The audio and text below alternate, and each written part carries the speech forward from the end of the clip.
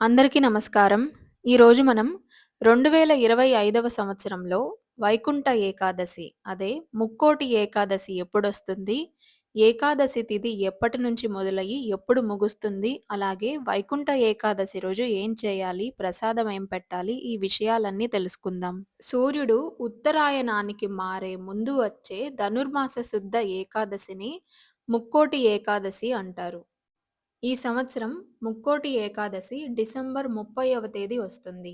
ఏకాదశి తిథి డిసెంబర్ 30 ఉదయం 7:51 ప్రారంభమై డిసెంబర్ 31వ తేదీ బుధవారం తెల్లవారుజామున 5:01 ముగుస్తుంది.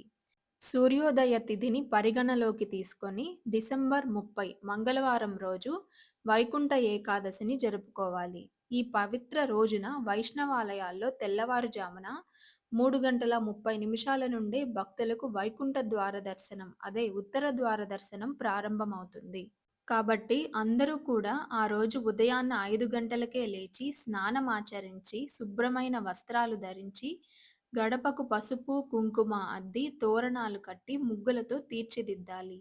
పూజా మందిరాన్ని శుభ్రపరిచి విష్ణుమూర్తి విగ్రహాన్ని లేదా పటాన్ని కుంకుమ, చందనం, పుష్పాలతో అలంకరించి దేవుడి ఎదుట కలశం ఏర్పాటు చేసి జాజి, తామర, తులసి దళాలు అలాగే తదితర కుసుమాలతో పూజించాలి. పాయసం, కేసరి మొదలైన తీపి పదార్థాలు అలాగే ఆకుపచ్చని పండ్లను కూడా స్వామికి నైవేద్యంగా సమర్పించాలి. ఈరోజు శ్రీ మహావిష్ణువు గరుడ వాహనమెక్కి ముక్కోటి దేవతలతో భూలోకానికి దిగివచ్చి భక్తులకు దర్శనమిస్తాడు. ఈరోజు చేసే పూజలు, దాన ధర్మాల వలన అనేక జన్మల పుణ్య ఫలితం లభిస్తుంది. ముక్కోటి ఏకాదశి నాడు ఉత్తర ద్వారం గుండా మహావిష్ణువుని దర్శించుకుంటే వైకుంఠ ప్రాప్తి కలుగుతుంది. అలాగే ఏకాదశి నాడు చేసే విష్ణు పూజ, గీతా పారాయణం, గోవిందనామ స్మరణ, పురాణ శ్రవణం మోక్షం కలిగిస్తాయి. అలాగే ఈరోజు ఓం నమో నారాయణాయ అనే మంత్రాన్ని 108 సార్లు జపిస్తే సర్వ కార్యాలు దిగ్విజయంగా పూర్తవుతాయి. స్వామివారికి తులసి పత్రంతో పూజ చేయడం మర్చిపోకండి.